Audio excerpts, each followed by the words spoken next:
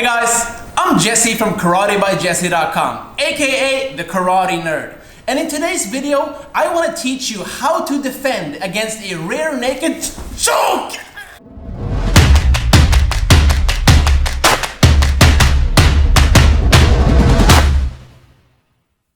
Right, so with me today I have my brother Oliver, who's a professional MMA fighter with the UFC. And if it's something that MMA fighters know, it's how to choke and how to escape chokes. And this is something that karate practitioners don't really practice a lot. But it could be worthwhile knowing because these days, everyone and their grandma knows how to do a rear naked choke. So, could you please explain to the karate nerds out there how to exactly escape when somebody's trying to choke you from behind like this? Yeah, so why chokes are so important is because no matter how big or strong your opponent is, he might resist with his arms or legs, but he can't resist the air or the blood flow to the brain. So it's a safe way to shut someone down who's aggressive, no matter the size or the strength. Right. And one of the worst positions to get in when we talk about MMA and ground fighting is the back guard. This, right? So yeah, you got my back.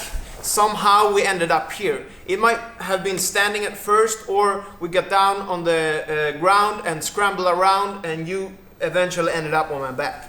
So what usually guys do is put their hooks in like this, and he will push them out to keep control on my legs. Then he will use his arms. First one goes over the throat to cover the both sides of my throat and also the front here.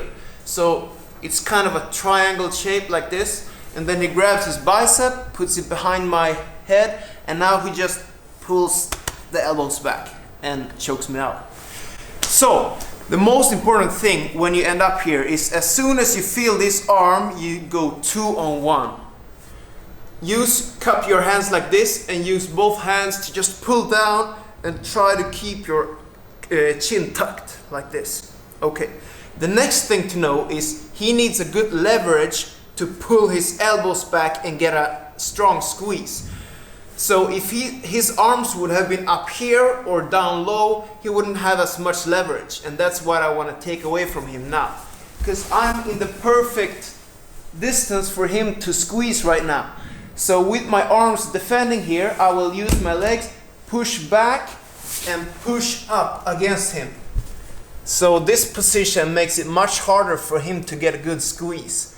From here, I will start gradually pulling his arms out, and as soon as I release the grip, I will try to extend his arm using this baseball bat grip, like you have a baseball bat, and just pull this arm out. As long as I'm pulling it, it's hard for him to resist. Once this is accomplished, I will switch it over to my other shoulder. You see, this shoulder is now free, and I will try to put that on the ground. If you come around this way, it will be easier for you to see. So the concept is, when my shoulders are on the ground, he's not controlling my back anymore. So the next step from here is getting the other shoulder to the back.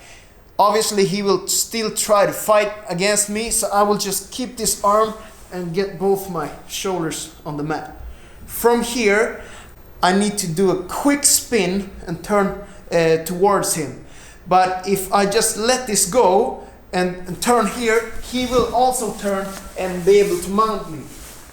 So I gotta keep control of that arm. And I can use my free arm if I need in the mat to get over him. So that's the only part you need to be real explosive. All right. A lot of steps. Let's do it one more time slowly and kind of put it together into a whole flow. Yeah. Okay. So he just put the choke on with the hooks in. I go 2-on-1 and pull this down. I tuck my shin in and use my legs to push him back to make his leverage worse. And now I just do small pulls here until I can release his grip and get a baseball bat grip here. I will pull it over my head to get one shoulder free, fall to the mat, keep this straight and get the other shoulder to the mat. Now I will decide to turn around, and I need to do it quickly. I can use this arm if I need, but one needs to extend this so he doesn't turn towards me. And I will spin up in his guard, and now I'm in top control. Cool. This is the way somebody who does mixed martial arts would do it. Maybe Brazilian Jiu-Jitsu, right? But these are rule-based sports or combat sports, right? If you practice karate, if you do it the traditional way, there are no rules. It's self-defense, right? It's kill or be killed. You gotta survive. So while these principles are really important, it's also important to realize that if it's a self-defense situation, you could add some nasty tricks into the mix. For example, so if you're behind me here, like right here, first of all, I have a foot. If you have the ability to break this foot right here, you could go like this, 2 hands here, the elbow on the inside of his chin, and all you do is pull this way, right there, which makes him have that pain withdrawal reflex and perhaps let go, right?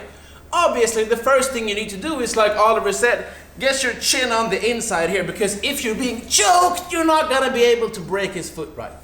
But then also, think about this. His fingers are not exactly protected, right?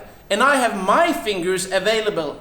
I have 2 thumbs, thumbs up, thumbs into the eyes, right? I can grab his ears and pull. I can stick him up his nose if that's what I want to do. But ultimately, if I can get his fingers and try to break those or pull myself free that way, it's even better. These are things that you're not allowed to do in mixed martial arts because it's a sport.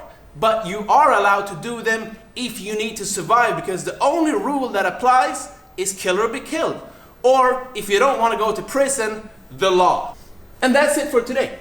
Yeah. So now you know how you can escape the rear naked choke, the technical mixed martial arts way, but also a little bit about the mindset of self-defense and traditional karate. Train hard, good luck, and have fun.